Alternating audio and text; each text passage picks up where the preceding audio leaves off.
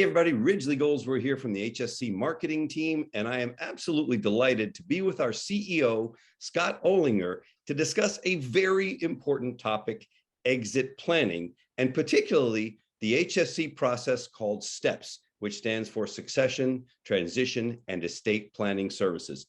So Scott, you're an expert. I'm a client. What is STEPS all about, and why is this important? Thanks, Ridgely. I will say I'm not sure there's ever an expert in exit planning. I think it's a team sport when you get into that. But thank you for the comment on that.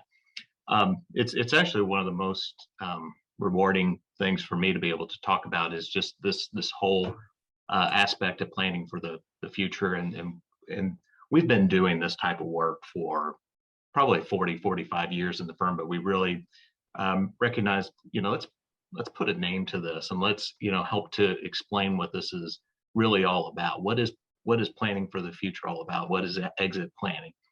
And you hear about it, the term exit planning, in so many different ways, and it can be something as simple as coming up with some ideas about how you might exit the company in the future to, in some cases, it might just be a way to sell life insurance.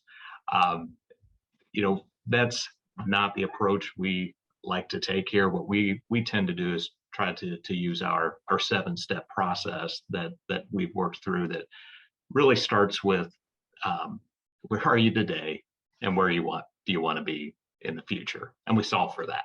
So it sounds to me like it's largely a consultative process. Exactly. It's once you get rolling in it, it's a very organic process. The most difficult thing I found that people have is figuring out what they want the future to look like. What is it that they really are solving for? And that, while it's sometimes the most difficult, can be the most rewarding for people, because it really causes them to think about the future, what they really value in life and in their relationships, their legacy. And it can be a really fun part of the process. And how does HSC act as a trusted advisor to people who are, smart enough to basically say, I need an exit plan? What do I do, Scott? Yeah. Where we serve in the best role is when we step in as the quarterback and really are shoulder to shoulder with the business owner, helping to collaborate and work with their other advisors, their attorney, their financial planners, and all the key relationships that they have. We try to be shoulder to shoulder with them, rather than having the business owner in the center of the circle, trying to figure it out for themselves. We put ourselves in the center of the circle with them and navigate them through the process. That sounds like a really valuable service. And what can a company expect from going through STEPS? What is their best outcome, so to speak? They say, hey, I want to go through the process. What's it look like on the other side? Yeah, well, the best outcome is clarity, right? Just having some clarity in where we're going, and comfort in knowing what that could look like, and how does that actually fit into my financial plan, so that when I sit down with my spouse, sit down with my family, that it's something that I can easily explain, and people can feel comfortable about. The family can feel comfortable about it. So Scott, when you say, where am I today, and figuring out where am I today, how do I even go about that? I mean, what are you looking for me to do that? That's a great question. I'd maybe put it into two pieces to start with. What does your financial situation look like? Think about your personal financial statement. What are the business assets that you have? What are the non-business assets that you have? Liquid assets, home, and what are your liabilities? So basically, what is your balance sheet? That's kind of step number one. But the other piece of that is, what's your family look like? What's the family situation look like?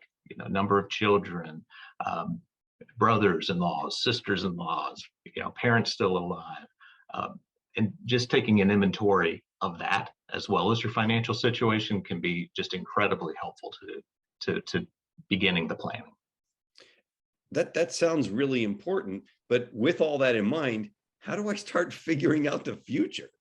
As we talked about before, that can sometimes be the hardest piece of the puzzle, is to figure out, what do I want the future to look like? So if someone is struggling with that, I've got just two questions that I'll ask them. The first one is, if you think about the future, is what are your needs and non-negotiables? What are those things you're just not willing to let go of? Well, I want to have a great relationship with my kids.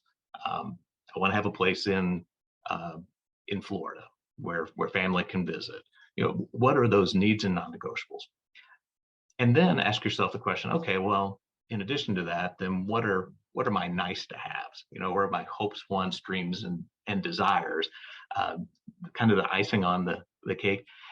And just asking those two questions can really lead you down the path pretty nicely. What do you do if there's a gap in the value, the business value, in where you are and where you want to be? What are some steps? What can you do to bridge that gap? Yeah. One of two things. One is we change what we want the future to look like. So we reduce our expectations, change the expectations. Hopefully, instead of that, we look to, how do we meet those expectations in the future? And most of the time, that's going to be, how do I build the value of the business? And so part of the process can be us evaluating, how do we maximize cash flows of the business? How can we minimize taxes? How can we make sure we retain key employees? And how do we really ensure that in everything we're doing, we're building values? What are the value drivers that cause the business value to go up and create an even higher transferable value? Scott, you mentioned the documentation importance and agreements that should be in place. Give us a quick overview of what are those documents and agreements that are kind of really important to make sure that exit planning is successful. Yeah, again, it always depends on what the plan ultimately is and what the situation is. A couple things that come to mind are making sure that you've got long-term leases in place if you've got real estate that you'll continue to hold as part of the plan. If you've got key employees that you want to make sure you retain, making sure that we've got a documented incentive plans, deferred compensation plans, making sure that your estate plan is in order, wills, trusts, all those types of things, and making sure you have good buy-sell agreements in place if you've got partners. Those are just a few things that popped to my mind since you asked. One final question for everybody, and I'm sure this has come up in the minds of some. Isn't it also really important to include the taxation aspect in any exit plan? It is, before and after. Right. Part of building value, again, when we do this, we want to look at it from the holistic perspective of, how do you get to where we want to be in the future? It's not just about selling the business. Part of it is, how do I create the most cash flow I can have while I own the business? So putting in place, good tax strategies while you own the business, and preparing the business with tax strategies, so that as you exit the business, that you can get the best tax rates possible. Fantastic. It sounds to me as though a final word would be, if you have a business, start thinking about making an exit plan. Would that be right? Yeah, start with the discussion. That's really where it begins, is just having a discussion with someone at HSC or anyone else for that matter. But really, you'll find that it's a rewarding process and something that you can really look forward to working through. Scott Olinger, CEO of HSC, thank you very much for sharing with us the importance of exit planning, and particularly the STEPS process used by HSC to help so many businesses get to where they want to be at the end of the day. Thank you so much.